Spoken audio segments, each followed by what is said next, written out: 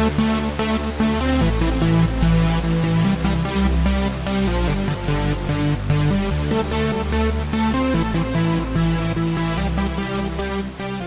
in again, ladies and gentlemen, to another episode of the R&D Sports Report. I'm Dishmond and joined by Rylee. Rylee, the Winter Olympics are here, aren't they? Oh, yeah. All right, but before we get into talking about the Winter Olympics, let's get into one of the bigger stories, really within this first part of the week. After we had recorded on Monday, we thought that Josh McDaniels was headed to the Colts. Matter of fact, I think it was earlier on Tuesday that the Colts announced him officially Monday after the Super Bowl.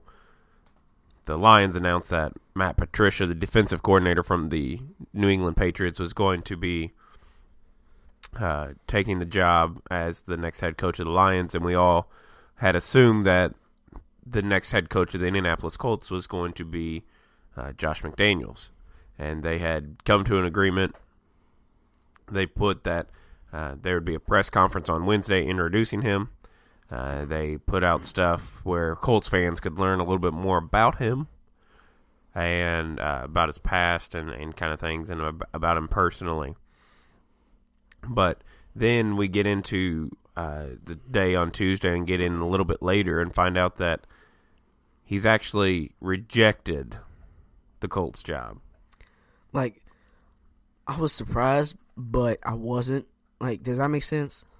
Like, I was surprised that he didn't take the job, but at the same time, I mean, you're at the Patriots. I mean, well, I think the surprise was there because we had seen Bill Belichick do this before, right? With the New York Jets. Right, he turns down the New York Jets job, and it was said to have a room full of reporters when they had to go in and tell those reporters that, that Bill Belichick is not going to be our head coach. Right. That's before he becomes the head coach for the Patriots, obviously.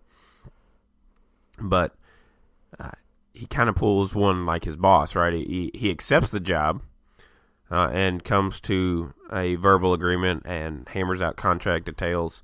Now, the key is here that he had not signed a contract, so nothing he wasn't bound to anything. Exactly.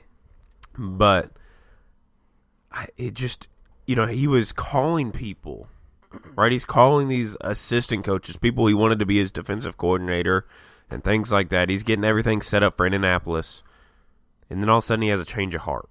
It's like when you set up a day plan and your plan just gets completely destroyed. And I felt like that's where the Colts are right now. Well, I saw a friend on Facebook said, "Are the Colts becoming the Browns?" And I sure hope not. Please. But you have him rejecting this job, right? And going back to the Patriots, and first reports were that Robert Kraft, the owner of the Patriots, right, played an instrumental role in kind of sweetening his contract. And that also now reports have come out later on tonight that Bill Belichick also played a role in saying kind of basically that he would mentor him and open up his world to him. Bill Belichick, who I believe is mid-60s, I think he's like 65. But, thought to possibly be at the end of his coaching career. Does McDaniels think that he has, the line for the next head coaching job at the Patriots? I mean, that's the only thing I could think of that would really make sense. Yeah, yes. I mean, I would think so. I think I read something that I think it was Belichick, and he said something about it might be his last year. I can't remember where I found that. I think it was somewhere on ESPN. I can't remember, but I mean, what you're saying about Josh, maybe becoming the next head coach of the Patriots, maybe he is wanting that job, and maybe that's the reason why he stayed.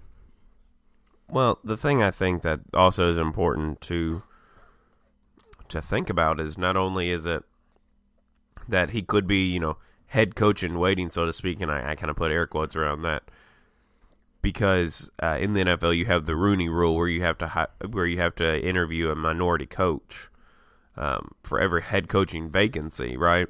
Yeah.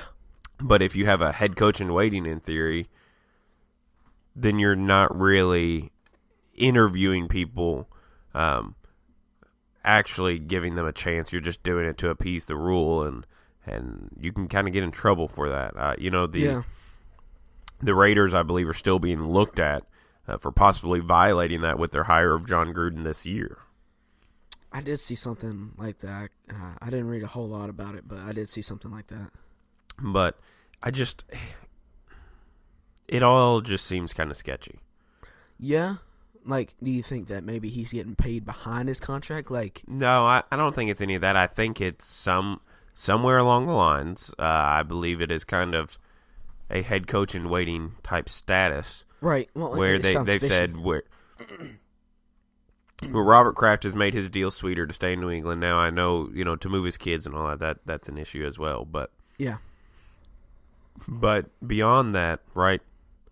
It's also part of the job as a coach that you're going to have to possibly move with your children. I mean, he had to do that when he went out to Denver, and he took that job. And then when he got fired by Denver, he had to move them again.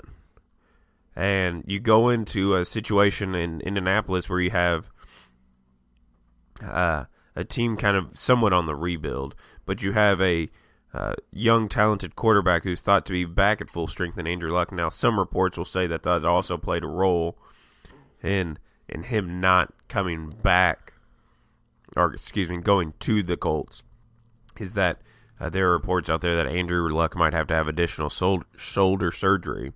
But the GM for the Colts, Chris Ballard, said this afternoon that that's not the case. I don't know. I guess just because I'm a hater,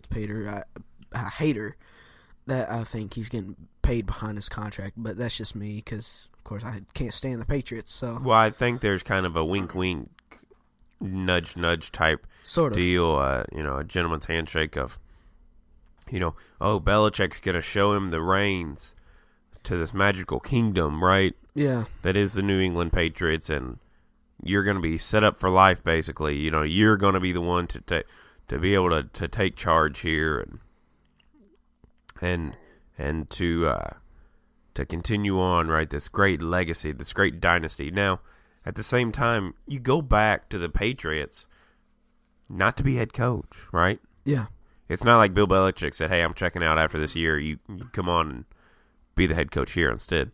No, he goes back to be offensive coordinator and to work with Tom Brady, who will be 41 next year. I believe so. That it just, I don't understand it, and even his agent didn't understand it fully. Right, his agent actually told him he was making a big mistake here. Right, he tells him, as a report from NFL Network's Mike Garafolo, right, that Josh McDaniels' agent, Bob Lamont, told McDaniels he was making, and here's the quote, "perhaps the biggest professional mistake of his career." And that's the end of the quote there. But, right, that is just something that, he informs him Tuesday night that he wants to remain, he's going to remain with the Patriots rather than coming to be their new head coach. Hey, that sucks for the Colts, because they had everything planned out. Well, they had it all lined out. They have assistant coaches that are lined up. Yeah. They have assistant coaches that have signed contracts. Now what they have said is that these coaches will stay on with the next head coach. But if you're the next head coach, your assistants somewhat have already been picked for you. Right, so you don't really have to worry about that. Yeah, but at the same time, you may not be able to bring your guys with you that you want. True. So they may not work, well together. Right. So do you think that, it was a mistake him not going to the Colts, or do you think that maybe Well, it had? I agree with the Colts GM Chris Ballard when he said, we don't want anybody here that's not 100% invested. True. Like that's obvious. Like nobody wants anybody that's not 100% invested in a job of that magnitude. Right. But you have him going back, and it's one of those things like you were calling people. Up until that point, you were getting this all figured out, and then all of a sudden you had a change of heart. Yeah. Like the Colts said that, this caught them by surprise, and, it's to the point that his agent has parted ways with him. Right? He tells him that he's making perhaps the biggest mistake of his. I think the agent was looking forward to going to the Colts. Well, I think it is worth noting that I believe that the agent does have ties with the Colts GM, and I think he actually represented the Colts GM and Josh McDaniels. But it's one of those things, right? He had already been a previous head coach with the Broncos, right? But he had this really strong track record of being this great offensive coordinator for the Patriots. But he gives, the Colts his word, yeah, I'm in. I agree to these terms, let's go. And before he could even get in there to sign the stuff, he says, no, I'm going back. So, if this does not work out in New England how he thinks it is, right? Well, and it's going to, right in his face. Because who's going to want to hire him after this, right? Right. They're going to be like, nah, you screwed the Colts over. We're not. Well, how can we trust your word, right? Exactly. It goes back to kind of the boy who cried wolf. I feel like that's kind of just him saying no to the Colts. Kind of, I wouldn't say ruined his reputation, but kind of ruined the way people look at him. Do you kind of agree with that? I think it does. It also, right? It hurts his word. As I said, the boy who cries wolf, right? He cries that the wolf's coming so many times. So when the wolf comes, nobody believes him. Right. Here's a different instance in Josh McDaniels saying, yeah, I'm coming to your franchise. I'm going to be your next head coach. But now all of a sudden, right, no, I've changed my mind. Right? It's just like if anybody promises you anything. Right. And then they don't deliver on that promise, exactly. You can't trust their promise anymore. Exactly. But, and to have your agent cut ties with you, I think speaks a lot of this. Yeah. The agent also kind of worked on this. He worked on getting the contract details ironed out and all that too. But right, it's kind of like a letdown for his agent. It is somewhat. But you've been a head coach once. That didn't work out. Now maybe it wasn't the best situation in Denver and all that, but you had another chance to redeem yourself with the Colts. And now you just went and kind of messed all that up because you said, nah, I'm going to go back. So what happens? Bill Belichick coaches 2-3 more years, whatever. And you've already been sitting at the Patriots since you left Denver, waiting for the next. You weren't just going to take any job. You weren't going to go out there and take the Browns, right? Yeah. You weren't going to just take any team that is run down and just try to rebuild them. You were wanting somebody who was already kind of established and had players on their roster and had a team, so to speak, Yeah, exactly. But it's not only about Josh McDaniels, right, going back against his word here, but now think of where it puts the Colts. Yeah, now they're in a sticky situation because now they got to find a new head coach. Well, they thought they had their head coach, right? And they did. And their plans literally got ruined. So now they're in a sticky situation, and they're trying to figure out quickly how to find a new coach. Right, and the problem is some of the other people they interviewed, guess what? They've already taken other jobs. Well, yeah. And, you've got, the defensive coordinator for the Texans at the time, Mike Vrabel, thought to be interviewing, for the Colts job, and then basically they interview all these people, right, and they go to different places. And now it's kind of like, well, where do we go? Exactly. We've got assistants here, but we have no head coach. And so you have, this situation where it turns out like, do we, I saw one name, I can't even remember it now, Dan Campbell. He was a former interim head coach of the Miami Dolphins, and he did okay, but it's almost like those top choices aren't there anymore, right? Yeah. And that's what kind of hurts for the Colts, is that those top choices aren't there for you to pick anymore.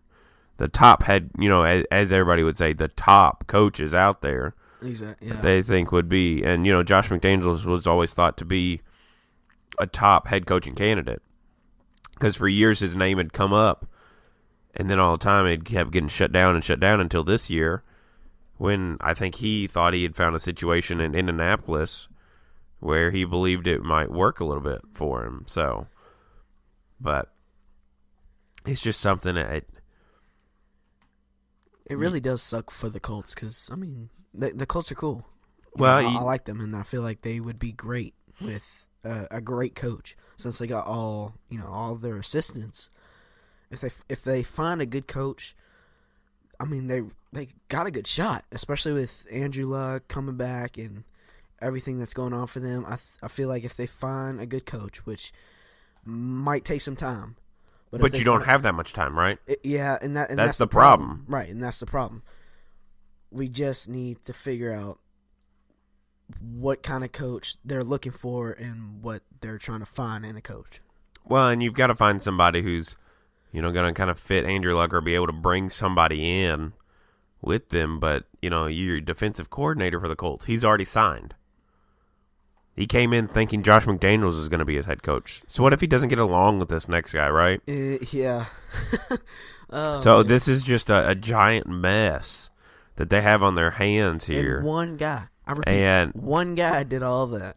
And so, the GM for the Colts, Chris Ballard, he said, at the end of his press conference, the rivalry is back on. Talking about the rivalry with the Colts and the Patriots. But, you got to kind of win some against them to actually be a rivalry. True. And that hasn't really been relevant since, Peyton Manning's been there. And even at that, the Patriots kind of won quite a few of those. So, yeah, that statement I thought was a little off by him, but it's something that's going to be interesting to watch. Yeah, the rest of this time, and to continue to see where this might go, not only for the Colts but Josh McDaniels in the future. Right? Does he get the Patriots? Is he the next Patriots head coach? And at the same time, will the Patriots then be investigated for violating the Rooney Rule?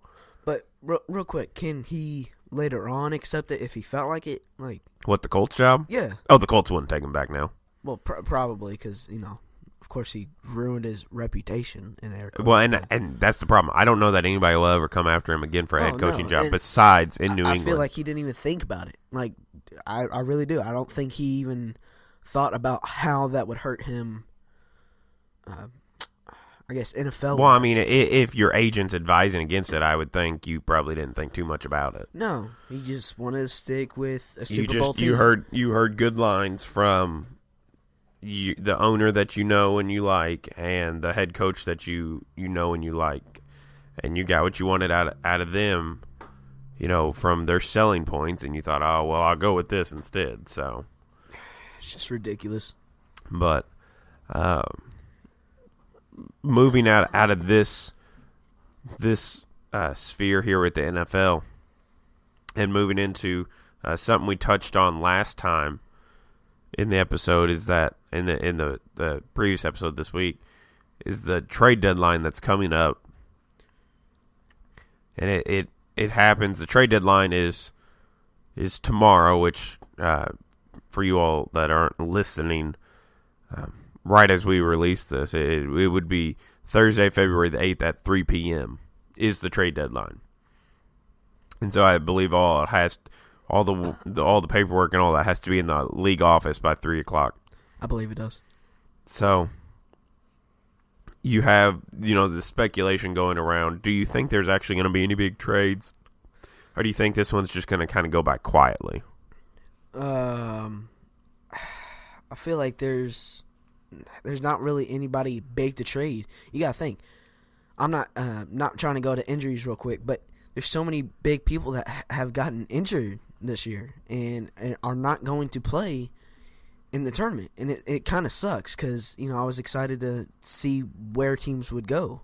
But since everybody's, everybody that's really a star, there's just nobody out there that would think to get traded. Somebody big. Well, I mean, you have a DeAndre Jordan that could be traded. I don't think he'll be traded. No, me neither. Today the Clippers just signed Lou Williams to an extension, right? Which also could just mean that they could trade him once again, right? They signed him to a contract that's nice enough that he'll be happy, but at the same time that they could trade away, and then teams would know that they have extra years on his contract, and that becomes an asset to them in a trade market. So exactly. I just don't think, this isn't like last year where DeMarcus Cousins gets traded to New Orleans. I think this one's going to kind of go by quietly. We've already had the Blake Griffin trade, and I think that might be the biggest splash. Yeah, I was going to say that sparked a lot of hype. Now, the biggest thing that's come up recently is the Aaron Gordon possibly being traded from the Orlando Magic. And the Magic, I think, would be foolish to trade Aaron Gordon because, that's their superstar. Yeah. That's their main guy.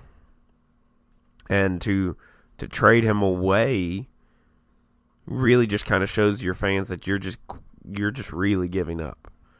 When you've been sucky for so many years, I would. And right now they have the worst winning record I think in the entire league, Eastern or Western Conference. Last time I checked, it was like 15-32. But granted they did beat the Cavs though, so. Although the Cavs are a whole you could almost do a whole podcast on how terrible the Cavs have been this year and their whole issues, but we just won't get into that a whole lot. So. We try not to make these podcasts that long, so let's just not get into that. But while we are on the subject of the Cavs, do you think they actually make a deal, or do you think the trade deadline for them goes by quietly? I don't really think there's anybody to trade. I mean, yeah, Tristan Thompson, but I just there's no one really to trade that's like, oh my gosh, I gotta have him. Besides maybe LeBron. But the talk has maybe been trading Isaiah, right? Try to flip him around. Yeah, I have seen reports on that. For somebody who obviously isn't as strong maybe offensively, but would be stronger defensively. I just think it's gonna go by quietly. I don't think that anybody's gonna get traded from them. I just don't think anybody's big right now besides LeBron. I mean, granted, I love Isaiah. I really do. I just don't think that he's going to get traded. Well, I don't think anybody would take him on right now. Yeah, I would agree. But do you think the Cavs actually keep that pick that they have from the Nets, that first round pick that they got through Boston, obviously, in the Kyrie trade, but do you think they hang on to that, or do you think they try to deal that and get a big star? Because, that pick's very valuable around the league. Yeah, it really is. I want to say yes, but then again, no. I don't know who they would try to go for. That's the problem. Well, you could use it to pair up with somebody else. Well, there's no one really in college basketball that's not, big right now, draft-wise. But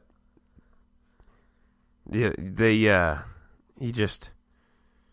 I think they'll hang on to it because I think it's a fear of LeBron leaving, and as many issues as he has with. Are they going to use it against him? Who, LeBron? Yeah. He won't care. True. They'll just go get possibly a top 3 pick with it and try to rebuild.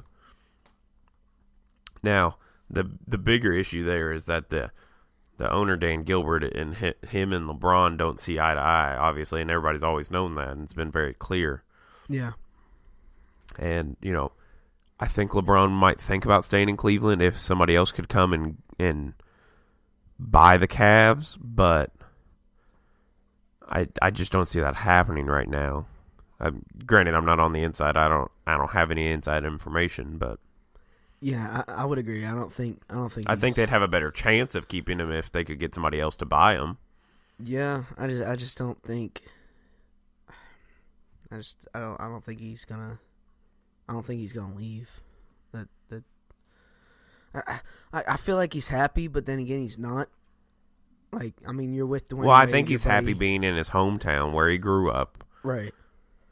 Granted, he grew up in Akron, but right there by Cleveland. But I think he's happy being there. He brought the championship back there, and I think he would want to win more, just because of where that's where he grew up. But I think the whole issue with Dan Gilbert, the ownership there, and maybe some of the GM stuff and all that, it just doesn't. Because I mean, you look at that roster they've constructed around him. You have a guy in Isaiah who likes to get his own buckets, right? He likes to score volume-wise, but has issues on defense. And the Cavs can't compensate for his defensive woes like the Celtics could last year for him. But you also have an older Dwayne Wade. J.R. Smith isn't young. Mon Shumpert, he's just been meh. Well, he hasn't even been meh. Like, he's been worse than that almost. Yeah. But, like, the whole team has been awful as a whole. Well, yeah, definitely a letdown. But it just, I don't know. That whole Cavs issue is a topic in and of itself. Yeah, it's definitely disappointing to talk about. Well, to have LeBron not even look like the best player in the world,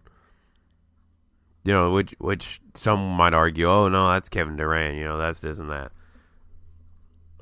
I still would argue at this moment, LeBron is the best player in the world. Now, I'm not even talking about the NBA. I'm talking about in the entire world, right? I would agree. I mean, I really would. I would agree.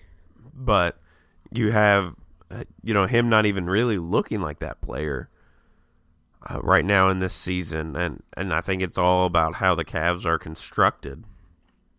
It'll be interesting to see, and we'll have to get into that more if we have any big trades come up. But it just... I see this one kind of going by quietly and nothing big coming up from this trade deadline. I don't see anything happening big in this trade deadline. I think it just goes by quietly. I know a few trades have been made here and there. Yeah, but I just but no big pieces like a DeMarcus Cousins or anything like that. No. But there's also still time, right there. There's a good portion of tomorrow where we're recording this now, right? It's, 9:15? That's at 3 tomorrow, so you're talking what? Let's see. 12. What are you talking? 18 hours? That's what I thought. I can't do simple math. Math on the fly, right? No kidding. Great podcast there, Math on the Fly. But you can join us again for that another episode. Next week as we do Math on the Fly podcast. That's definitely not our area of expertise, special. right? Yeah, our special. That's why we're not out teaching algebra or trigonometry right now, right? We're sitting in front of microphones talking. But it just, that. You've seen things of where the Lakers may, try to do this and that, and the reports have been that they are now shifting focus from this year free agency class of 2018 and moving it to the 2019 class when you have a Klay Thompson, a Kawhi Leonard, and people like that. But only time will tell, right? Yeah, exactly. But today we also had. Oh wow! I just saw this on my phone. Breaking news, What was it? And this is actually a little bit. I guess it says 3 minutes ago. I didn't see this on my phone until it just lit up a second ago. But St. John's is stunning people again. St. John's takes down number 1 Villanova. 79-75. Wow. Man, St. Wow. John's. Whew. When did they get it? Wow. Okay. I don't know. And they got lit up real quick. Well, and remember, St. John's just beat Duke. Exactly. They are winless in the Big East, which is the conference they're in with Villanova. And they just beat the number 1 team. So apparently, let's watch out for St. John's, right? No kidding. They came out of nowhere. But I don't even know what to say now. My goodness. Exactly. I'm kind of speechless. I don't know. Well, for Villanova to lose to St. John's. Come on. You're number 1 in the nation? Really? Wow. Well, and it looks like it was Villanova. Really? Yeah, it says Red Storm handed Villanova their first home loss of the season. 79-75. There we go, ladies and gentlemen. St. John's for the national title, right? That'd be kind of cool. Just to see someone new in there. Look, if they did it, I would be speechless. That's obviously not going to happen. Right. But it also goes back to what we talked about, right? That, there's no dominant team in the NCAA this year, right? Every team looks vulnerable and has looked vulnerable at certain points. Kentucky doesn't look like themselves after just losing to a Tennessee team who, albeit it is pretty good, but, they lose. Duke's lost some that they probably shouldn't have for the talent that they have, but, with Duke's problem, they have, no depth. Kentucky is extremely young and making dumb plays. It's just everybody doesn't seem to be playing quite up to the level that you would think. Virginia's playing that, Virginia basketball, right? That slow, boring basketball that just, bores everybody to sleep, I think. I guess we set the bar too high. I don't know. It's really confusing. Well, and I think obviously we don't have a Kentucky team going 38-0 until losing to a Wisconsin, and you don't expect that each and every year, but you expect, a few teams by this time to show their dominance and show that they are the title contenders. And, on a night like tonight, we have Villanova losing to St. John's, who hasn't won anything in the Big East all year. It was so, I just, once you mentioned it, I looked at my phone. I just saw that. And that's just, it's just amazing. Well, I think it does speak to what we talked about on the last episode of, is it good for college basketball not to have that dominant team, or is it better to be the wide open like it is currently, with the St. John's beating a Villanova and St. John's being 12-13 on the season, and now Villanova is 22-2. Now, we might say, oh, well, there's no dominant team. Well, Villanova is still 22-2. Right. But at the same time, right, it just doesn't seem and doesn't feel like Villanova is just that world beater. Yeah. Because they're not that big name of a Duke, Kentucky, Kansas, North Carolina. Right.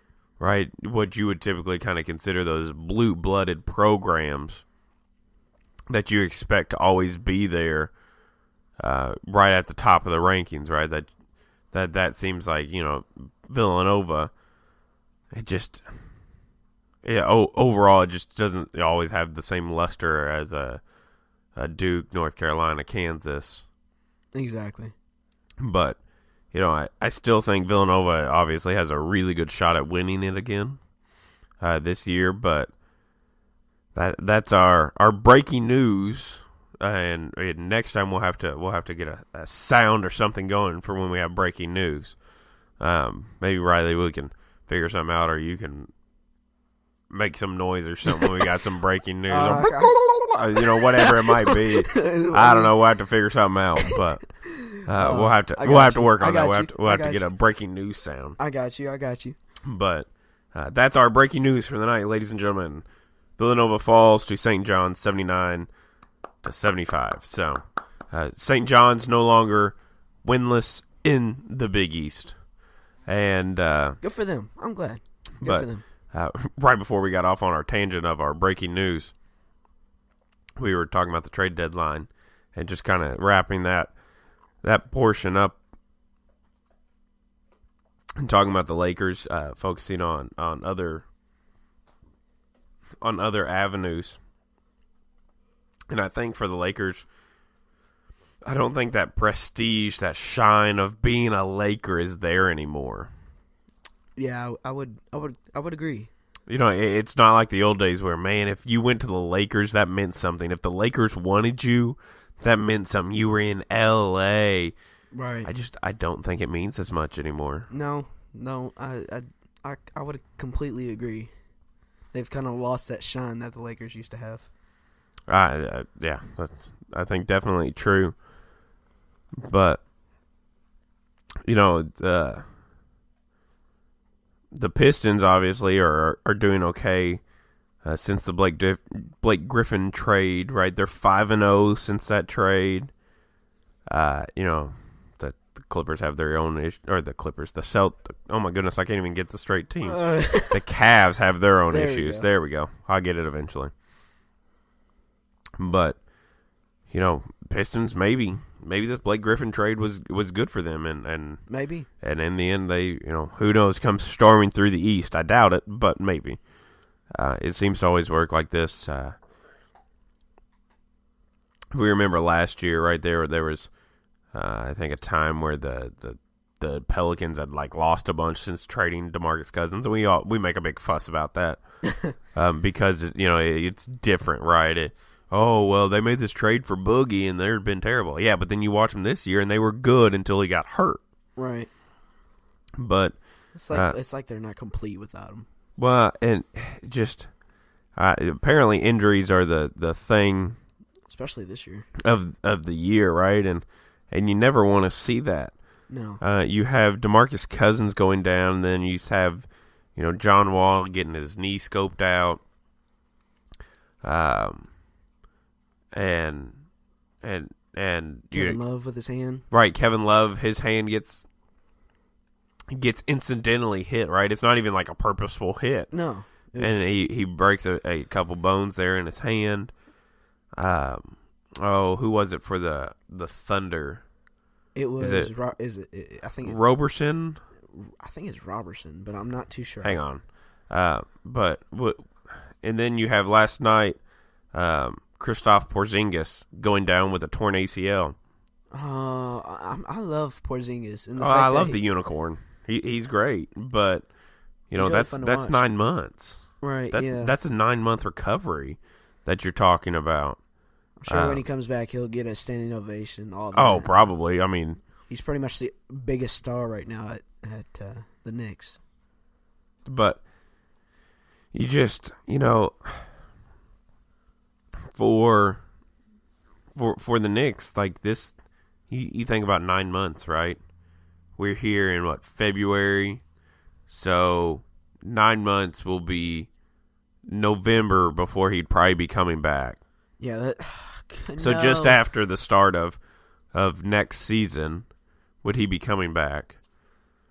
I mean, you're talking that obviously for the Knicks, the rest of this year is pretty much a waste now. Yeah, there's really no point in trying. And I mean, my assumption is a decent portion, because you're not going to bring him back at full strength right away in November.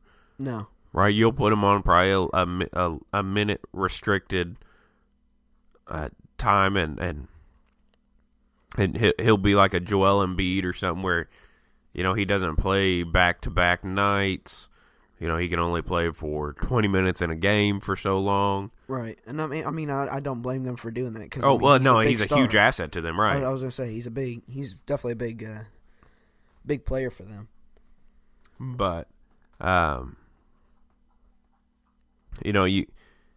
it just seems like bigger names have gone down this year, and maybe not even bigger names, but more well-known names have gone down with some type of issue, and it makes you wonder: is it the season? Is it the travel?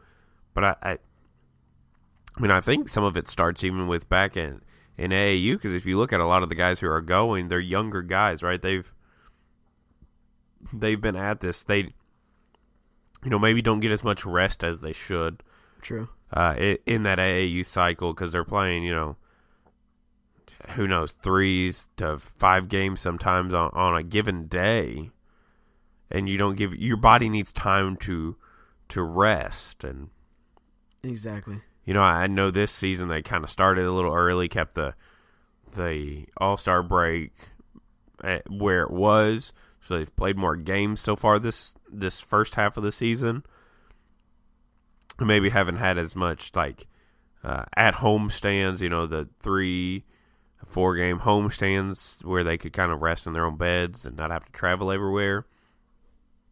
But it's just something that you hate to see.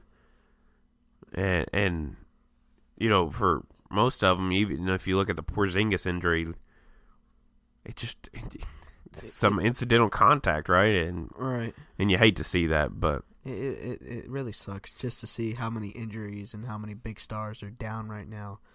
And and then it almost waters it down, and you go, geez, Golden State's just gonna win this again. That's exactly where I was about to go with that. I really don't want Golden State to win, and no, it's not because I'm a Golden State hater. I want someone different. Like, how you say his name? Giannis? Is that how you say his name? Giannis, there you go. Like, him and the Milwaukee Bucks, I mean, that, just to see him in the finals would be awesome. Well, and let's just say the Bucks make it to the finals against the Warriors, right? It doesn't matter. You know the Warriors are going to just destroy them, so it's just like, really? What's the point? Right, and that's the problem, is that, like, I would almost be okay if the Warriors won again, but at the same time, like, if you're going to win, I want you to, like, be pushed in the playoffs, Have a 5-game series here, or a 6-game, and then a 7-game final, right? Be pushed to your best and not be just sweeping people, right? Yeah, that's boring. I want to see you down to the wire, 30 seconds left on the clock, 72-72. I mean, and that's just speculating. But I want stuff like that. I want stuff that's, oh my gosh, who's gonna get to the last basket?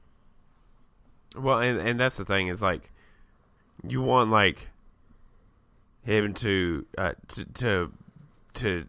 a Kevin Durant going to seal the game, right, to seal the finals, but it's just like, like, come on, like, let's get a little more competitive here. Exactly. And with all these injuries, you looked at a team like a New Orleans Pelicans as a threat, and you thought, well, it was something different. True. And, they probably would have gone out and added some perimeter play. But, with this, I don't see them as much of a threat, even though they made a trade for Mirotic off the Bulls. He's obviously not DeMarcus Cousins, so. It just, like, I wouldn't say the NBA is not worth watching now, but it's definitely not, like, as exciting as all of the injuries that came on. And I was looking today, and I just looked over all the injury reports, and it was kind of depressing just to see how many people were hurt. Well, and that's the sad thing, is that some of the ones that have been hurt are your bigger stars in the league, right? Exactly. Look how many All-Stars have had to be replaced. I think it's been like 4 or 5. Yeah, and it's and like, even at that, like, off Team LeBron, how many had to be replaced? It is just something else, but it's definitely hurtful just to watch it now. And I mean, the NBA is still fun. I mean, you still got Giannis and you still got you still got LeBron, you still got Steph, you still got KD, you got Russ, you got PG, Carmelo. I mean, there's just so.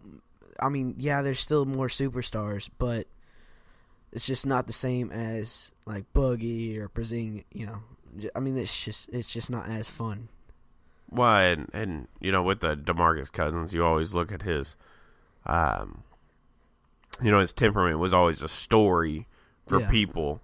Him getting ejected from a game or this and that, and you just don't have that with him out. But it's just one of those things. It's like you hate to see it because it's so many big name people, but to try and pep this thing up a little bit, and to go and shift in a different way, something we haven't even talked about yet, mainly because they only come around once every 4 years, and we are getting into the start of it here, is the Winter Olympics this year, and to talk a little bit about it, it's not something that obviously is going to dominate conversations, but something that's fun to talk about, and this year, right, it being in South Korea, Pyeongchang, South Korea, for the Winter Olympics. Now,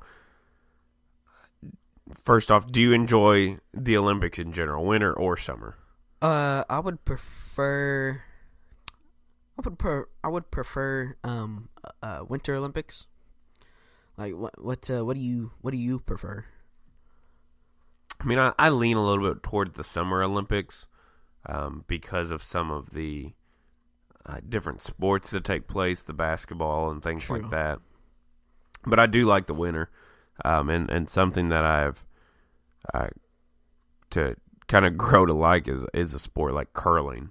Oh yeah. Right, something that like I now watch because of the Winter Olympics, that I now watch whenever I see it on TV, when I see it scrolling through my guide, that I'll sit down and watch it, and it's just a sport that it takes a lot of thought, right? And True. And you have to be able to push the stone just right, sweep in the right area, try to set up. It's a strategy. It's chess somewhat. Right. Like you got to have enough power. You got to anticipate what they're gonna do. Exactly. And it is a sport that is it running around dunking a basketball? No. It takes skill. I've heard a lot of people hate on curling just because they say it doesn't take skill. Well, and they say it's boring, but like it's kind of interesting. It'll get intense too. Yeah, you really come will. down to throwing that last stone, and is it going to get in the middle or not? Exactly. But what's one of your favorite sports here in the Winter Olympics? I would say snowboarding, like the half pipe snowboarding. That is probably one of my favorite things to watch, just because of all the tricks that they do and the stunts that they pull off. It is so amazing what they do in those half pipes. It is like it's something I would just wet my pants trying to do. And one reason that I'm not a Winter Olympics athlete at all, but I enjoy bobsledding. I think it's just amazing to get all those guys pushing it, but at the same time, like for me, I grew up watching Cool Runnings, the movie, right? And always watching that, and kind of got me more into bobsledding. But you have, with the Winter Olympics and things, you have the bobsledding. 4 guys pushing this sled, right, to get it started, and then one jumping in after the other in a small window, getting your butt settled in till you go down the course, and you have to lean together, right. left and right, and try not to flip it. Yeah, and if you don't get it right, it's gonna slow down, and that's what sucks. Is it like the fastest time? Is that what it is? Yeah. Is that what it's based on? Well, and that's the thing is like you have to make it. Yeah, it's fastest time. You have to make it smoothly down. Right. Try not to bump anything or flip the cart so that you ride on your. Gotcha. Your noggin. I remember there was a game. I can't even remember what it was for now. I think it was for the Nintendo 64 that I used to play. And if you didn't go down just right, you'd flip up and then you just ride down and coast down on your helmet. And you're like, okay. One reason that I love the Winter Olympics is because on the Wii, not any other Wii, but just the Wii, there was the Mario and Sonic at the Winter Olympic Games, and playing that was very fun. Well, yeah, and I think some games like that go to help the cause of the Olympics because they give you kind of a little bit of an insight into. Well, and that's pretty much how I got. I pretty much started because I didn't really care for the Olympics much, and then once I started playing those games, I was excited to watch them. But the Olympics actually starting tonight as we're recording this on February the 7th. But you have, you have alpine skiing, figure skating, snowboarding. You have hockey, which is, they're probably one of their biggest sports. Yeah, that's actually exciting to watch. I'm actually excited to watch that this year. I get pumped for these few weeks, really every 2 years because you have the Summer Olympics and then the Winter Olympics, every 2 years. But right, I think if they were almost any closer together, it would almost just be overkill. You kind of get tired of it. I think, once every 4 years with the Olympics, it keeps it in a sense that it's new and refreshing. Well, and it's new and refreshing. You see a lot of new faces each time, unless you're in like the Winter Olympics with the Michael Phelps, right? Then you're going to just see how dominant he can be, right, in it. But I tell you, one of the sports though that is really action packed is speed skating. That stuff. I've heard some hype about that. Well, and the speed skating, right? These guys are going around, and girls are going around as fast as they can, right? And like laying down their hands, on the track. That's just crazy to me. I can't even ice skate. I can't. Like I can't. Oh, I know it. I can't. Like I try to snap an ankle every time I do it, but I don't have a butt because I've fallen so much. But but I mean, it definitely a lot of the Olympics, even speed skating, takes so much skill, and I give props. It's to those so much guys skill, so much practice. For a lot of these, they have to be away from their families for so long while they go training. Right. Props out to those guys and girls. But here the list of sports here for the Winter Olympics are alpine skiing. You have the biathlon, which I can never get into that. Watching people use their skis, as in like a cross country skiing type thing, and then you get down, you shoot at targets. I can understand it, but I just can't get into that. I mean, it takes skill like every other Olympic sport, but it's one of the boring ones that I don't really care for. But then you also have bobsled, cross-country skiing, which is a part of the biathlon, but I can't get into cross-country skiing either. No. It's just, I just can't do it. You have curling, figure skating, which is amazing to see some of the moves that they pull off. Oh, it's ridiculous. But and then you have freestyle skiing. To see the jumps that come out of that are amazing. You have hockey, luge, right, laying on this little board, going down a track similar to like the bobsled. Yeah, and then like, do you lay on your back or? Well, do you luge, you lay on your back and you go down feet first. Skeleton, which is another one, you go down head first. Oh. Skeleton, you have to be like insane, I think, to do that. Yeah, pretty much. It just, no, there's no way. I'd just pass out. You're going downhill. First, fast, and two, it's slippery. So you make one wrong turn, you're pretty screwed. Well, and I don't like you have to lean into the corners just enough, but not too much. Like no, thank you. Too much thinking. I'm literally laying on top of some sharp blades. No, I'm good. Yeah, I'd rather not take the chance. But then you have the short track, speed skating, you have ski jump, snowboarding, and the Nordic Combine. A lot of sports all kicking off. As we've been recording this, we've had some Olympics rolling here. We've had some curling going. We've had a little bit of the alpine skiing, just kind of watching as we record this, getting us hyped for the Winter Olympics, and some of that we'll probably talk about a little bit more as they continue on, as the opening ceremonies happen, and as we get into this. Now, granted, something that we probably wouldn't get into a whole lot. Yeah, probably. But at the same time, we got to keep up with the curling, man. We got to keep up with curling. Snowboarding. Maybe that's what we break into next. Is a curling podcast. Ooh, that'd be nice. That'd be cool to talk about. We'll keep up with it. Obviously, keep up the medal count, and we'll see whoever gets the most medals. It's definitely going to be exciting to watch, and I'm ready to watch it.